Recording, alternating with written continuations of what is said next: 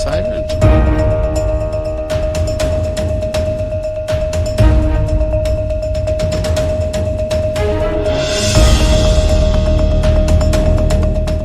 Hello everyone, a very good evening to all of you. Welcome to Sri Ram's IS YouTube channel. This is your mentor Arzu Kakkar, where daily we used to meet and have this session of news analysis. उम्मीद करती हूँ आप सब बहुत बढ़िया हैं, स्वस्थ हैं, खुश हैं, things are fine at your place, things are going fine and तैयारी भी अच्छी चल रही हो. थैंक यू लास्ट लेक्चर में इतने अच्छे फीडबैक्स देने के लिए जो आपने कमेंट सेक्शन में दिए. इसी तरीके से फीडबैक्स देते रहा करो, बहुत खुशी होती है, मोटिवेशन भी मिलता है हमें. और साथ ही साथ सेशंस अगर शेयर नहीं कर रहे हो तो प्लीज़ शेयर भी कर दो टू योर फ्रेंड्स जिनको आप रेफर कर सकते हो, those who are preparing for government exam, civil services, and do mark your attendance by liking this lecture. ठीक है, इसी के साथ आज का लेक्चर शुरू करते हैं. आपके सामने एक लिस्ट है that we have to cover. Will take every article in detail. Let me tell you in brief how we will be proceeding in this particular session. So first of all, you can see a tiger reserve in front of you. Prelims के लिए important है.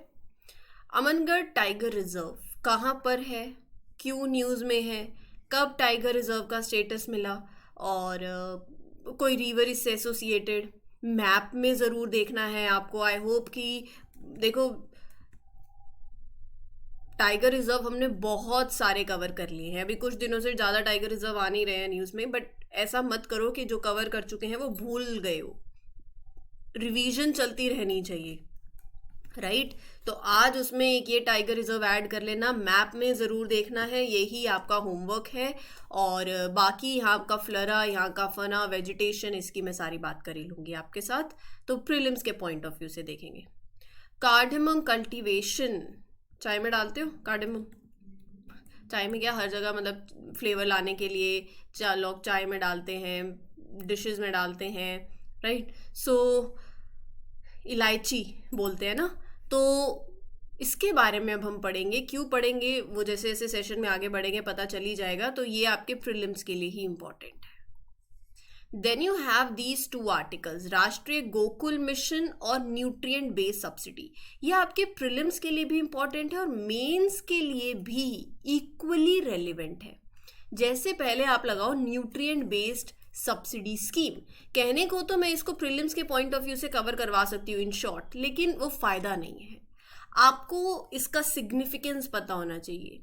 इसमें challenges क्या आ रहे हैं, क्या farm subsidies को लेके डायरेक्ट इश्यूज है that are direct and indirect, right? ये सारी बातें पता होनी चाहिए. प्रीलिम्स के पॉइंट ऑफ व्यू से आपको रबी क्रॉप्स, खरीफ क्रॉप्स, और यूपीएससी पूछ भी चुकी है ऑलरेडी, सवाल पूछ चुकी है यूपीएससी कि ये इसमें से कौन सी रबी क्रॉप है या इसमें से कौन सी खरीफ क्रॉप है. I think 2000, I don't remember exactly, 2013 में भी पूछा था खरीफ क्रॉप्स कौन सी हैं, लेकिन 2019 में उन्होंने स्टेटमेंट बेस्ड क्वेश्चंस दिए थे with reference to the cultivation of kharif crops in India in the last 5 years. तो एक ट्रेंड के हिसाब से उन्होंने चलाया था, राइट? सो इम्पॉर्टेंट है, ये भी ज़रूर कवर करेंगे. एंड अगर बात करो जीएस के पेपर में, तो जीएस पेपर 3 से आप इसको लिंक कर सकते हो, एग्रीकल्चर रिसोर्सेज से लिंक हो सकता है. ठीक है, तो मैं इसको प्रीलिम्स और मेंस दोनों के पॉइंट ऑफ व्यू से पढ़ाना चाहूँगी ताकि हम इसको कंप्लीट कर पाएँ. फिर उसके बाद राष्ट्रीय गोकुल मिशन, ये भी प्रीलिम्स के पर्सपेक्टिव से इम्पॉर्टेंट है लेकिन मेंस के पर्सपेक्टिव से भी है. क्या सिग्निफिकेंस है of promoting indigenous cattle breeds, क्या इम्पैक्ट पड़ता है इकोनॉमिक ग्रोथ पे. राष्ट्रीय गोकुल मिशन क्या है, वो प्रीलिम्स के लिए इंपॉर्टेंट है. सिग्निफिकेंस उसका मेंस के लिए इंपॉर्टेंट है.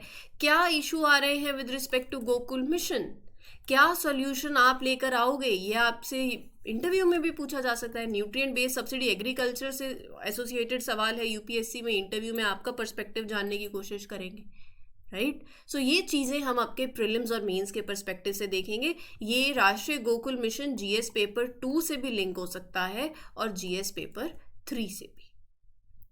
ठीक है, government policies, interventions, conservation, economics of that animal rearing, so इन सब से आप इसको लिंक कर सकते हो. चर्चा का विषय बहुत ही इंपॉर्टेंट, केरला में जो ये सीरियल ब्लास्ट अभी हुआ है हम इस पे बात करेंगे, तो ये हमारा एक चर्चा का विषय रहेगा जो अभी काफ़ी सुर्खियों में है, न्यूज़ में है, हर किसी को मालूम होना चाहिए.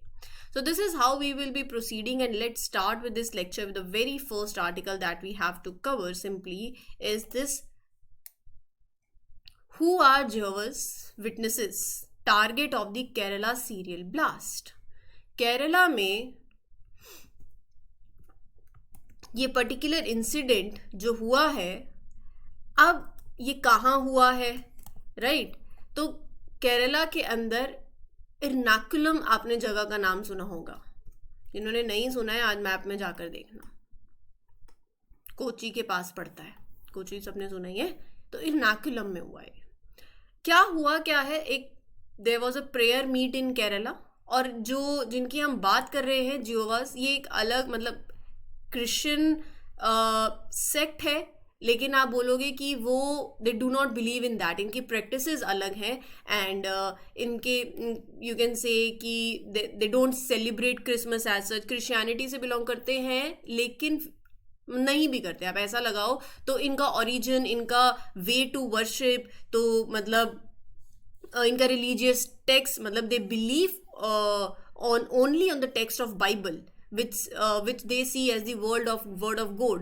लेकिन यहाँ पर इनके थॉट अलग है, इनका जो थॉट अलग है, ये अपने आप को एक अलग कम्युनिटी की तरह से ही मानते हैं. सो मैं इनके बारे में भी आपको बताऊंगी कि इनके क्या बिलीफ है, राइट? सो ये पढ़ेंगे. और अभी न्यूज़ में क्यों है, क्योंकि यहीं पर इसी कम्युनिटी पे जियोवास विटनेस जो हैं, इन पे अभी एक रिलीजियस मीटिंग हुई थी एक प्रेयर हॉल में, कन्वेंशन सेंटर में. There was a prayer meeting I would say. तो वहां पर कुछ मिनट के अंदर ही 3 ब्लास्ट हो गए, 3 ब्लास्ट टुक प्लेस केरला में, एर्नाकुलम में, कलमेसरी में ये बेसिकली इंसिडेंट हुआ है, जहां पर 2 लोगों की जान गई है और बहुत से लोग अभी इंजर्ड हैं. तो यहाँ पर पूरी इन्वेस्टिगेशन होगी एंड चीज़ें और देखी जाएंगी. तो आई रही बात जियोवास विटनेसेस की, it is a Christian religious denomination known for their distinctive beliefs and practices, जो मैं बता रही थी. इनका प्रेजेंस मोर देन 240 कंट्रीज़ के अंदर है. इनका अगर मैं बिलीफ की बात करूँ, पहले मैं थोड़ा सा आपको ये बता दूंगी, मतलब जैसे कि दे डोंट लाइक नॉट, मतलब आप बोलो तो they don't like joining military, and because they usually don't take part in military services, क्योंकि ऐसा मानते हैं कि they believe in not hurting others, right? So ऐसा है कि they come to your door to talk about their faith, right? Because they believe that's very important कि अपने बिलीव को शेयर करो, लोगों तक पहुंचाओ about what they learn from the Bible, right? Are you getting my point? So कोई ऐसे जैसे हर एक रिलीजन के अंदर एक प्रीस्ट होता है, तो यहाँ नहीं है. ये कोई क्रिसमस ईस्टर सेलिब्रेट नहीं करते हैं, राइट? कोई जैसे कि मैं बता रही थी कि कोई आप लगा लो, तो जैसे ये एक होता है ना, father, son and the holy spirit. So यहाँ पर they do not believe in this holy trinity, right? So इनके जो बिलीफ हैं वो काफ़ी अलग है फ्रॉम जो क्रिश्चियन कम्युनिटी है. So they do not have ordained priest, जैसे कि मैं आपको बता रही थी. तो बाइबल को खुद जैसे इनकी टीचिंग से ये पढ़ते हैं और फिर उसको आगे आगे फैलाते हैं, इंडिविजुअल मेंबर्स की तरह ही, ठीक है? अब इस कम्युनिटी पे जो रिसेंटली इंसिडेंट हुआ है, प्रेयर मीटिंग जो हो रही थी, तो देखो, जिसने ये कहा है, जिसने अग्री किया है कि मैंने ये किया है, जो क्लेम हुआ है, there is a man named Dominic Martin, he claimed the responsibility for the blast. And लेकिन ये जो the one who claimed it, he appear to be in his 50s. वो ये कहता है कि he did not agree with the teachings of Jehovah's Witnesses and wanted to stop their activities. वो ये कहता है कि उनके ideas are dangerous to the country and they are poisoning young minds. लेकिन मीनवाइल जो यूनियन मिनिस्टर है, ये तो एक पार्ट है, अभी investigation, as I am saying, चीज़ें होंगी, बहुत ज़्यादा होंगी, इन्वेस्टिगेशन बहुत होगी. तो यहाँ पर यूनियन मिनिस्टर का ये कहना है, इसको लिंक किया जा रहा है कि ये एक टेरर अटैक भी हो सकता है. टेरर अटैक इसलिए बोला जा रहा है, जो इजराइल हमस का अभी ये जो पूरा इंसिडेंट चल रहा है, उसी के चलते केरला के अंदर एक वर्चुअल स्पीच, आप एक प्लेटफॉर्म मिला जहाँ पर वर्चुअली आकर हमास का जो लीडर है जो कतर में है इस टाइम पे, वहाँ मतलब इस इंसिडेंट से होने से लाइक 24 घंटे पहले ही केरला के अंदर जो हमास का लीडर है वो वर्चुअली आया सामने एंड ही सेड लोगों को कि इन्फ्लुएंस किया अपने बिलीव्स के बारे में, and he was given a platform to spread jihad, right. तो इसको उससे भी लिंक किया जा रहा है। तो देखते हैं आगे क्या होगा, लेकिन करंट सिचुएशन इस टाइम पे ये है कि दिल्ली के अंदर भी हाई अलर्ट जारी कर दिया गया है after the blast at the convention centre in Kerala. तो जो भी क्राउडेड प्लेसेस हैं, चर्च है, तो वहाँ पर special vigil is being kept in the crowded places. तो जो स्पेशल सेल है that is in constant touch with the intelligence agencies and any input will not be taken lightly. तो security arrangements पूरे के पूरे हो चुके हैं in all the places, Delhi के अंदर भी और केरला के अंदर भी। ठीक है, तो ये था पूरा करंट सिनेरियो जो चल रहा है, ताकि जो भी इसमें और अपडेट होगा वो डेफिनेटली विल शेयर। अब आपको कॉन्टेक्स्ट पूरा क्लियर हो जाना चाहिए। ठीक है, moving on with the other article जो आपके मेंस के लिए रेलिवेंट है, न्यूट्रिएंट बेस्ड सब्सिडी। न्यूज़ में इसलिए है क्योंकि यूनियन कैबिनेट ने अप्रूव किया है nutrient based subsidy rates for various nutrients जैसे nitrogen, phosphorus, potash, sulphur, right, for the rabi and the kharif season for 22-23। इसके बारे में पढ़ेंगे। अब मैं चाहूँ तो आपको लाइंस भी रीड करवा सकती हूँ, बस सिंपली लाइंस रीड कराई और बात बन गई, नहीं, वैसे बात नहीं बनती है। वो तो अगर आप चाहो तो हो सकता है, बट वो एक राइट अप्रोच नहीं है। अब रही बात रबी क्रॉप्स की और रही बात खरीफ क्रॉप्स की। पहले तो आपको ये पता होना चाहिए कि कौन सी क्रॉप किस में आती है, राइट। अब जैसे रबी क्रॉप है, अभी अक्टूबर का टाइम चल रहा है, अभी आपको पता है राइस हार्वेस्ट हो गया और अप्रैल के मंथ में हो जाता है। अक्टूबर में ग्रोइंग होती है किसकी ग्रोइंग होती है अक्टूबर में? अक्टूबर से अक्टूबर नवंबर के बीच में होती है विंटर क्रॉप्स की। विंटर क्रॉप्स का मतलब रबी क्रॉप्स, विंटर क्रॉप्स, रबी क्रॉप्स। और ये कौन सी क्रॉप्स होती हैं? वीट, है ना। तभी तो हम बोलते हैं स्टबल बर्निंग इस टाइम पे क्यों बहुत इशू चलता है। पैडी जो बच जाता है फिर उसके बाद उसको जला दिया जाता है after post harvest of rice, तो क्या होता है उसके बाद फील्ड को क्लियर किया जाता है, जलाया जाता है, जिससे फिर हम बोलते हैं कि एमिशंस हो रहे हैं। पंजाब हरियाणा में हम बायोडिकम्पोजर्स का यूज़ करते हैं, राइट, हर जगह ही करते हैं, मेनली पंजाब हरियाणा की जो सिचुएशन होती है यहाँ पर। तो रबी क्रॉप्स विंटर क्रॉप्स है, they are sown around this retreating monsoon. ये जो नॉर्थ ईस्ट मानसून है इस टाइम पे ही, अक्टूबर में ही, अब तो आप लिंक भी कर सकते हो इसको, राइट। और मेजर क्रॉप्स कौन सी होती हैं? वीट, ग्राम, पीस, बार्ले, राइट, क्लियर। और यहां पर खरीफ क्रॉप्स के अंदर राइस, मेज, पल्सेस, वो मॉनसून क्रॉप्स है kharif crops. These crops are sown at the beginning of the season around end of May, और अक्टूबर में they are and are harvested post the monsoon rains. So ऐसे जायद क्रॉप्स भी होती हैं बिटवीन रबी एंड खरीफ, मार्च से जुलाई के बीच में they are sown and harvested. So rabi, kharif, zaid crops. लेकिन कोई भी क्रॉप हो उसके लिए न्यूट्रिएंट चाहिए, फर्टिलाइजर्स चाहिए ताकि अच्छी यील्ड हो, फार्मर यही चाहते हैं। तो आप न्यूट्रिएंट बेस्ड सब्सिडी स्कीम के अंदर क्या कर रहे हो? इस रिजीम के अंदर, इस स्कीम के अंदर आप क्या कर रहे हो? ये जो फर्टिलाइजर, ये जो न्यूट्रिएंट्स हैं NPKs, आप इस पे सब्सिडी देते हो। एक फिक्स्ड रेट होता है that is decided on the annual basis. ये पर्टिकुलर स्कीम 2010 से इंप्लीमेंट होती आ रही है। अगर पूछें कि इसकी मिनिस्ट्री बता दो तो सिंपल सी मिनिस्ट्री नाम याद में हो जाएगा आसानी से, केमिकल एंड फर्टिलाइजर्स। ये जो न्यूट्रिएंट बेस्ड सब्सिडी स्कीम है, एक बात ध्यान में रखना। क्या ध्यान में रखोगे? यूरिया बेस्ड फर्टिलाइजर्स इसके एम्बिट से बाहर है। मैं यूरिया की बात करूंगी, यूरिया बहुत ज़्यादा प्रोड्यूस होता है, कंज्यूम होता है, इम्पोर्टेड। उसका जब मैं चैलेंजेस पे आऊँगी तो वो भी आपको आगे ऑब्वियसली क्लियर होंगे। इश्यूज भी हैं, ब्लैक मार्केटिंग होती है सब्सिडाइज यूरिया की। तो सरकार यूरिया के केस में सब्सिडी नहीं, मतलब as in nutrient based subsidy नहीं है, यूरिया सब्सिडी अलग है, फिक्स प्राइस उसका रहता है। लेकिन as far as NBS is concerned, urea based जो फर्टिलाइजर्स हैं दैट डज नॉट इंक्लूड, मतलब they are not included in the ambit of NBS, nutrient based subsidy. जैसे नाइट्रोजन है, NPK, nitrogen, phosphorus and potassium. Nitrogen का main source urea है, phosphorus का main source है DAP, DAP means diammonium phosphate.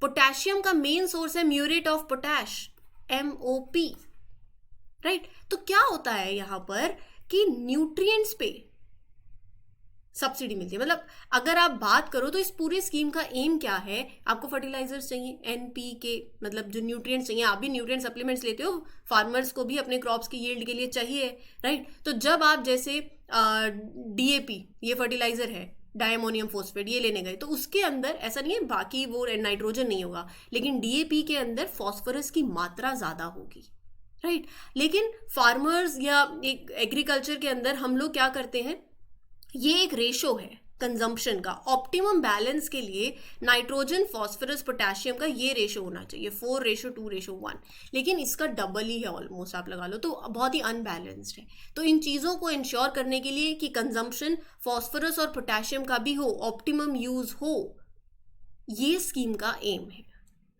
Right. अब चीज़ें थोड़ी थोड़ी क्लियर होती जा रही है। तो ओवरऑल न्यूट्रिएंट बेस्ड सब्सिडी पता चल गया। इस स्कीम का एम ये है कि फॉस्फेटिक और पोटेशियम जैसे जो फर्टिलाइजर्स हैं उनका भी यूज इंक्रीज किया जाए, ताकि एक ऑप्टिमम बैलेंस ऑफ न्यूट्रिएंट्स हो, ना कि सिर्फ नाइट्रोजन, फॉस्फोरस, मतलब नाइट्रोजन का अमाउंट बढ़ता चला जाए सॉइल में, उससे सॉइल की बाद में जो कंडीशन है सॉइल हेल्थ वो भी खराब होती है। तो ये जो सब्सिडी दी जा रही है ये दो चीजों में it helps in big two ways, affordability, right.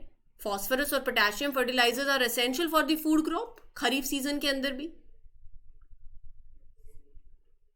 Right. तो ये इंश्योरिंग की रिसोर्स का यूज जो हम बोलते हैं वो भी अच्छे से हो, एफिशिएंट रिसोर्स यूज हो, ये भी एक पर्पस है इसके पीछे, लिख सकते हो। अफोर्डेबिलिटी भी एक पर्पस है इसके पीछे। लेकिन एनबीएस में इश्यूज क्या आ रहे हैं, इकोनॉमिक कॉस्ट, फाइनेंशियल बर्डन अभी भी है, राइट। फिर उसके बाद इम्बैलेंस्ड फर्टिलाइजर का यूसेज, ये भी एक इशू है, क्योंकि there is a price differencing among different types of fertilisers, इसकी वजह से। फिर उसके बाद क्या होता है, सॉइल डिग्रेडेशन भी होगी। तो ये इंश्योर करना बहुत ज़्यादा इंपॉर्टेंट है। Subsidised urea is sometimes sold illegally, that too to non-agricultural users or in bulk to the traders, जो यूज जिस पर्पस के लिए है दैट इट्स डाइवर्टेड अवे। तो यहां पर ब्लैक मार्केटिंग,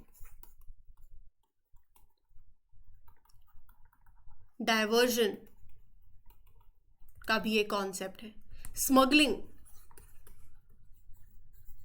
भी एक इशू है। Subsidized urea is also smuggled to the neighboring countries, Bangladesh, Nepal, right. So ये सारे इश्यूज जो हैं ये एनवायरमेंटल चैलेंजेस, इकोनॉमिक स्ट्रेन सब लेकर आते हैं। Leakage, misuse, their problems in distribution, कुछ भी जो आपके मन में पॉइंट्स आ रहे हैं आप बताओ। ये सारे पॉइंट्स मैं आपको दे रही हूं ताकि आप नोट डाउन कर लो, मेंस के लिए भी बहुत काम आएंगे। अच्छा, तो फिर वे फॉरवर्ड क्या है? दिक्कतें सबको पता है, हमें तो सोल्यूशन बताना है। Being a civil servant aspirant आपको तो सोल्यूशन लेकर आना है। Now what do you think is the solution? Solution के पॉइंट्स दो। हमें एक यूनिफॉर्म पॉलिसी की रिक्वायरमेंट है, uniform policy and transition. Nitrogen, phosphorus, potassium ये एसेंशियल है फॉर क्रॉप ग्रोथ। एक कंसिस्टेंट पॉलिसी चाहिए for all the fertilizers containing these nutrients, right. Subsidy के स्कोप को क्या आप एक्सपैंड कर सकते हो? This is the second one, पहले मैंने आपको एक बता दिया। ये भी you might think of it, right. Price control और स्टेबिलिटी लाना भी बहुत इंपॉर्टेंट है, इस पे भी काम किया जा सकता है। It's very crucial to strike a balance between the controlling prices to keep fertilizers affordable for the farmers, at the same time ensuring the management of nutrients in a very sustainable way for the environment, right? So these are the things that can go a long way. These are the possible solutions. आपके पास भी हैं, you can come up with that also. जितना mind होगा, जितनी मेरा purpose एक ही है, discussion से ही नंबर ऑफ पॉइंट्स और ज़्यादा आते हैं. If you have any sort of points you can let me know in the comment section. ठीक है, moving on to the next one. Tiger population Amangarh tiger reserve के अंदर बढ़ गई है. From 21 mature tigers and 6 cubs to 28 mature tigers and 4 cubs now. हमारे लिए important है क्या? अमनगढ़ टाइगर रिजर्व उत्तर प्रदेश में बिजनौर डिस्ट्रिक्ट के अंदर अमनगढ़ में ये लोकेटेड है. तेराई रीजन में ये सिचुएटेड है. It covers an area of around 578 square kilometre. It shares a boundary किसके साथ? With Jim Corbett National Park of Uttarakhand. Very important. तो ये जिम कॉर्बेट नेशनल पार्क का ही it was originally a part of, लेकिन उसके बाद जब उत्तराखंड जो है was carved out of UP, so Jim Corbett went to Uttarakhand and Amangarh remained in UP. 2012 में इसको टाइगर रिजर्व डिक्लेयर कर दिया था. रही बात वेजिटेशन की, तो यहाँ पर आपको ग्रासलैंड्स, वेटलैंड्स, डेंस फॉरेस्ट सब देखने को मिलेंगे. बर्ड्स में जैसे हॉर्नबिल हो गया, और रेप्टाइल्स में monitor lizard, turtle, python, Gangetic dolphin, mammals में tiger, elephant, swamp deer, porcupine, right? So these all are the species that you can found in this particular area. Cardamom, the timely setting of the northeastern this monsoon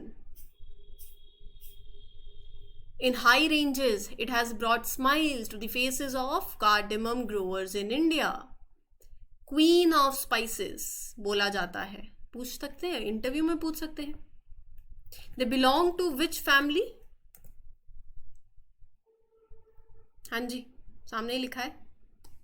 queen of spices belong to zingiberaceae family. Cardamom cultivation की बात कर देते हैं थोड़ी सी. Western Ghats में south India के अंदर mainly it is native to that area. Evergreen rainy forest of western Ghats, mainly cultivated in Kerala, Karnataka and Tamil Nadu. Soil मतलब अपने को लोमी सॉइल चाहिए which are usually acidic in nature. pH 5.0 to 6.5 vary करता है. The crop can be grown at an elevation from 600 to 1500 metre. ठीक है. सो अच्छा, ये तो सबको पता ही होगा, कार्डेमम अपने एरोमेटिक सीड्स के लिए बहुत वैल्यू होता है ना. And it is used as a spice in cooking and beverages also. It is also known for its medicinal properties. It was used in traditional medicines. It is used in traditional medicines also, right? तो एक अच्छा monsoon condition is very crucial for the successful cardamom harvest. Favorable outcomes obviously फिर farmers के लिए होंगे, जिस तरीके से quality फिर आएगी, obviously फिर growers को भी खुशी मिलेगी ही सही. ठीक है. तो temperature 10 to 35 degree Celsius, rainfall 1500 to 4000 mm, and बाकी फ्लेवरिंग एजेंट है, and it is use in as a drug in traditional medicine also, right. तो जिस तरीके की आपको प्लांटेशन में यहाँ चाहिए रहता है, that is humus rich soils with low to medium available phosphorus and medium to high potassium. ये यूपीएससी स्टेटमेंट बेस डाल सकती है. ठीक है. अगला जो आर्टिकल है वो है द गिर indigenous cow breed is being promoted under the राष्ट्रीय गोकुल मिशन. तो पहले तो मैं आपको ना ये गिर और इंडिजीनियस काउ और राष्ट्रीय गोकुल मिशन के बारे में बता देती हूँ. राष्ट्रीय गोकुल मिशन 2014 में 2014 में आया, दिसंबर में it was initiated and now continued under the umbrella scheme, जो कि है राष्ट्रीय पशुधन विकास योजना. It is now under the scheme from 2021 to 2026. इसका पर्पस क्या है? इसका पर्पस, इसका ऑब्जेक्टिव कुछ भी लगा लो. The mission aims to improve the productivity of cows and buffaloes to increase the milk production. कैसे कर सकते हो? जैसे artificial insemination, and there are various other ways that will discuss. Genetic improvement, ये मिशन प्रमोट करता है the use of high quality bulls and superior genetic traits for breeding purposes, right. Artificial insemination जैसे मैं बात कर रही थी. Scientific and holistic rearing हो सकती है, and conservation of indigenous cattle, right. तो गिर काउ एक एक्सीलेंट डेयरी कैटल ब्रीड है जो वेल नोन है among the milk producers.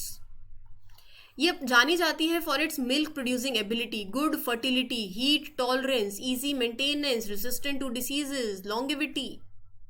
It is native to the name of this breed is derived from this place of origin, Gir forest of Gujarat. इसकी ability है to adapt the entire central belt and northern and southern stretches. ठीक है, तो दिक्कत क्या है फिर, issue क्या है राष्ट्रीय गोकुल मिशन के साथ? देखो, इशू ये है कि इस पर्टिकुलर मिशन का मेन पर्पस क्या था? सीमन की क्वालिटी को एनहांस करना, है ना, for various indigenous cattle breeds. लेकिन ये मिशन प्राइमरीली फोकस कर रहा है ऑन गिर काउ ब्रीड. इस पे they are showing more attention to this specific breed as compare to others. Reason इसीलिए है क्योंकि हाई मिल्क प्रोडक्शन है and its adaptability to different regions of India. Are you getting my point? तो as a result, livestock census in 2019 that also displayed कि there is 70% increase in the population of this purebred गिर cows. और इन contrast जो indigenous breeds थी जैसे साहिवाल हो गया, they have not shown that similar increase.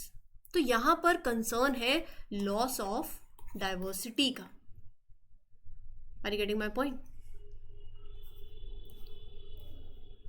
It might lead to like reducing the population of other indigenous breeds. एक balance approach देखो हर जगह बहुत ज़्यादा इंपॉर्टेंट है, ये तो बहुत ही ज़रूरी है. बाद में जैसे हरियाणा में ले लो, हरियाणा के अंदर there is no clear evidence of increase milk production in the graded Gir cows. Inconsistent performance हो सकती है, there can be other factors also. If these cows are not adequately supported, they are provided with resources, तो बाद में दिक्कत आ सकती है. And this was evident in case of Vidarbha, क्योंकि देयर वर इश्यूज जो आए due to the inadequate support for the cows. Solutions क्या हो सकते हैं? अपनी पुरानी गलतियों से सीखो, फ्यूचर गोल्स को सेट करो. जैसे वाइट रेवोल्यूशन की मिस्टेक से सीख सकते हैं, जहां पर क्या हुआ था, exotic breeds like Jersey were cross bread with Indian varieties. तो अगर आप क्रॉस ब्रीडिंग की भी बात करते हो तो we need to emphasize on genetically superior indigenous breeds. Are you getting my point? Long term prospect को सोचो, सिर्फ इतना ही नहीं. एक मतलब अगर मैं बोलूँ तो जब आप क्रॉस ब्रीडिंग भी कर रहे हैं, so India has a diverse cow population, each adapted to specific region, right? So we need to think of other factors as well. They might increase the milk production, but at the same point of time, we need to preserve the diversity also, right? So this was the whole lecture. उम्मीद करती हूँ आपको ये session अच्छा लगा हो. If yes, then please do let me know in the comment section. We'll meet you tomorrow with other important articles. This is your mentor Arzu Kakkar signing off for today. Happy learning everyone. All the best. Take care. Good luck. Good wishes. Thank you.